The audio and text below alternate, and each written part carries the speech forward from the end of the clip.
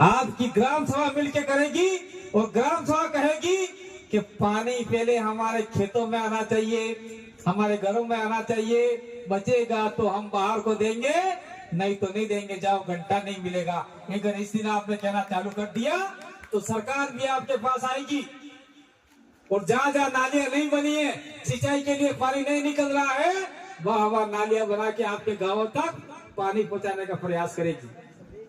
प्रयास क्या, पानी मिल जाएगा। और ये पानी खाली और खाली कोई राजनीतिक पार्टी नहीं दिला सकती, न बीजेपी, न कांग्रेस, न वो, न ये कोई पार्टी नहीं दिला सकती। खाली और खाली आदिवासी परिवार, भिल प्रदेश और आदिवासी समुदाय दिला सकता है। आज पार्टियां हैं, कल टूट सकती है, आज पार्टियां हैं, कल बिखर सकती है। आज किसने क्या देखा था? देश के अंदर इतने सालों से कांग्रेस राज कर रही है, कांग्रेस का सुपड़ा साफ हो जाएगा, किसको क्या पता था? इसके बाद में 1982 में बीजेपी की खाली 2 सीटें आई थी, किसको क्या पता था कि लगातार 3 बार से केंद्र में मोदी सरकार बैठेगी, बीजेपी सरकार बैठेगी, लेकिन आज बैठी हुई है। किसको क्या पता था राजस्थान में सरकार बदलती रहती है और राजस्थान में एक चिट्ठी सरकार बैठेगी वजनलाल, वो बैठ गई आज की तारीख में। और आदिवासी त्राहिमाम कर रहा है, उसके लिए कोई देख नहीं रहा है। मैं कहना चाहता हूँ उदयपुर जिले के तमाम वासियों को, कहते मरकर कहना चाहूँ, या अमित खराड़ी बैठे हुए, सबसे पहले आंदोलन अमित खराड़ी ने किया था गिरवा में। क्या आपने एक बहरी ने सिद्धरू खाई क्यों? सीतू माधवपुर जी बगड़ा फिल्म बाकरा छाड़ा ले गई थी और अमित खराड़ी ने आंदोलन खड़ा किया और वहां पे बहुत सारे आदिवासियों को जेल में डाल दिया गया, मुकदमे कर दिए गए। और अमित खराड़ी को धन्यवाद इसलिए दे रहा हूँ कि वो अकेला बंदा था, लेकिन मैंने फोन से चर्चा करके कहा कि आप लोग लगे रहिए, जो हो सके हम करेंगे। और आज तक न्याय नहीं मिला, आज तक लड़के पेशिया कर रहे हैं।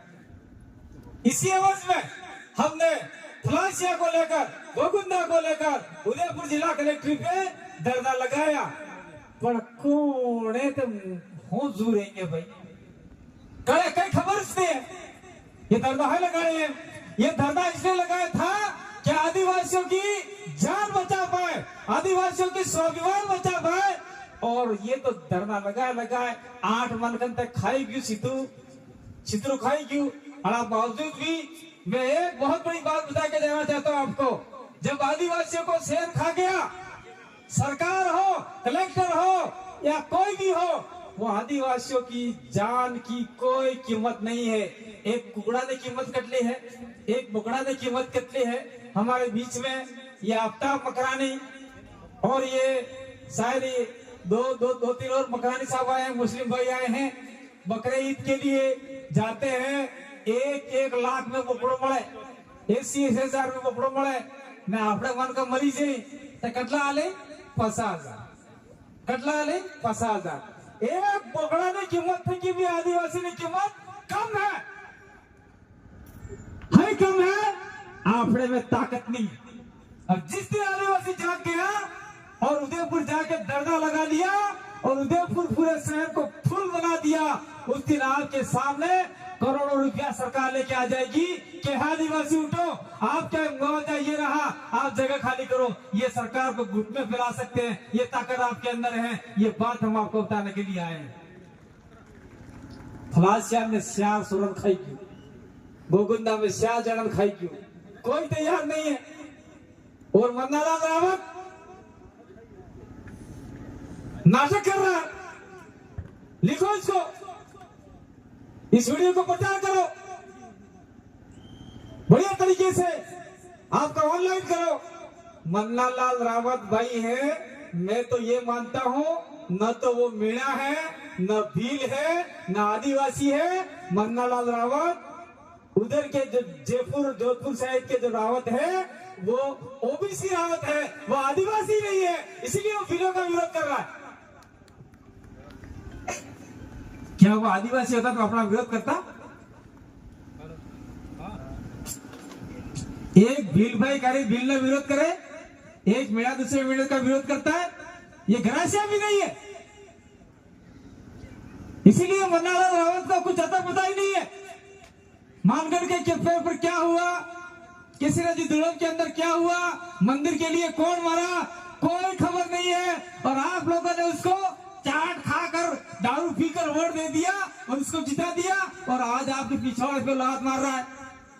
मैं तो कहता हूं आपके गांव के अंदर, आपके ब्लॉक के अंदर, आपके विधानसभा के अंदर वो आदमी आता है तो काले झंडे दिखाना स्टार्ट करो, भगा करो से। कोई जरूरत नहीं ऐसे आदमी की जो हमारे समाज का बदनाम करता है।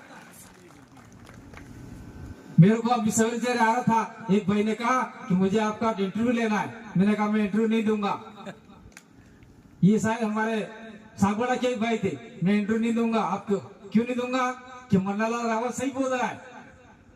क्या सही बोल रहा है कि बिल प्रदेश के लिए आंदोलन नहीं था, वो नहीं था, मन्नालाल के हिसाब से नहीं था, क्योंकि मन्नालाल रावत बिल ही नहीं है, इसलिए वो कहेगा भाई बिल होता कहता नहीं, बिलों के लिए आंदोलन था।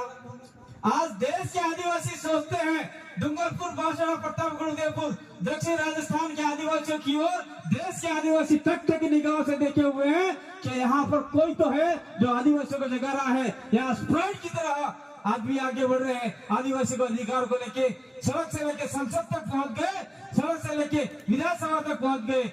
ऐसे यहाँ पे आदिवासी पैदा हो रहे हैं।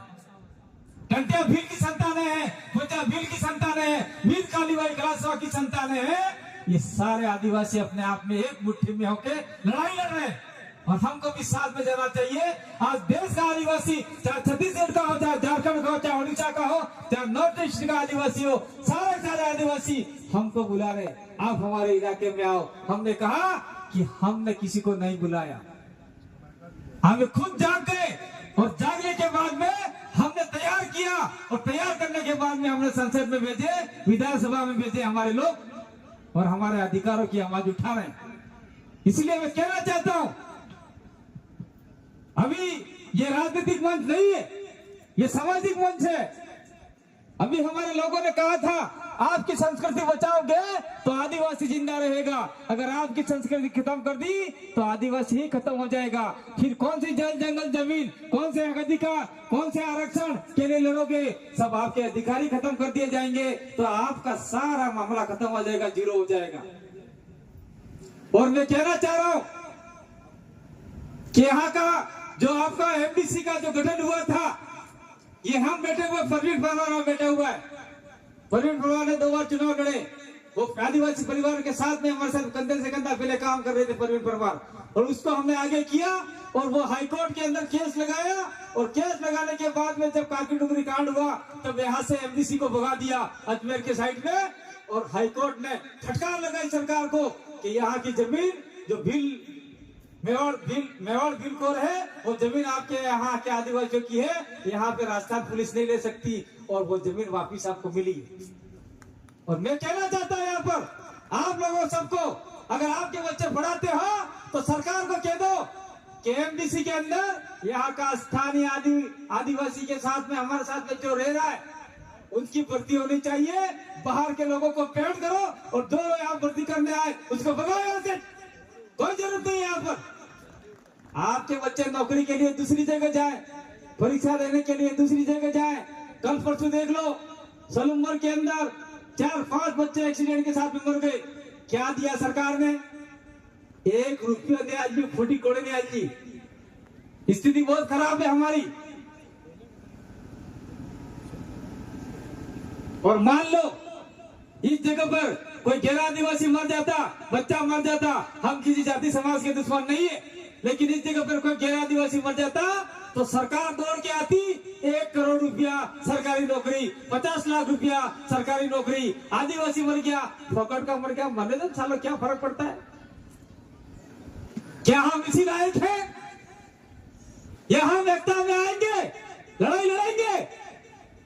ये किसी ने जी लड़ जी, एक आदमी हमारा मारा गया। मैं धन्यवाद देता हूँ विलोकपाल के सारे आदिवासियों को, जिसने आपका यहाँ की दान पेटी की चाबी नहीं दी, और आज भी एक चाबी, दान पेटी की चाबी विलोक के आदिवासियों के पास में है, और एक चाबी यहाँ मंदिर वालों के पास में। जब भी दान पेटी खोलती है, चाहे 1 लाख रुपया निकला, चाहे 2 लाख रुपया निकला, आधा आधा बंटवारा होता है कि नहीं होता है? बता क्या होता है किसी क्या ये तुम्हें खड़े बोलो मुझे खड़े होके कोई भी आदमी नारायण गोलाल फिर ले लियो, ले लो पेटी। सरकार ने ये करार किया है जब भी पेटी खुलेगी तो आधा पैसा तुम्हारा आदिवासियों का आधा जेलों का। लेकिन आप लोग पैसा मांगने के लिए तैयार ही नहीं हो। आज नारियल गोल्ड मिल रहे, आने वाले समय में मंदिर में घुसने नहीं दिया जाएगा आपको। जब अगर सावधान नहीं रहे तो ज्यादा बात नहीं करके मैं अपनी बात को ये मेरा